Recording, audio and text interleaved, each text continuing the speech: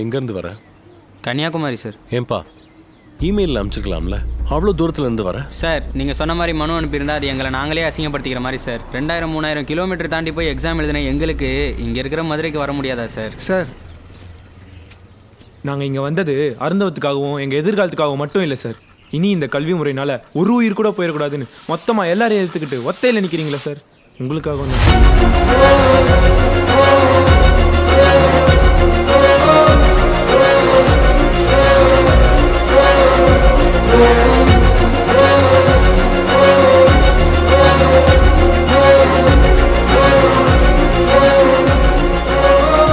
ஐயா இதெல்லாம் மனுங்கய்யா.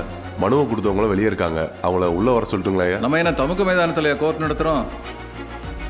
டேபிள் சேரை தூக்கி வெளியே போடுங்க. சரிங்கய்யா.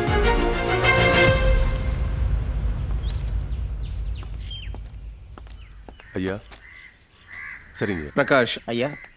பிரகாஷ், பிரகாஷ், பிரகாஷ். இந்த தேர்வு எழுதின விஷயத்தில் உனக்கு என்ன கஷ்டம் வந்தது சொல்லு.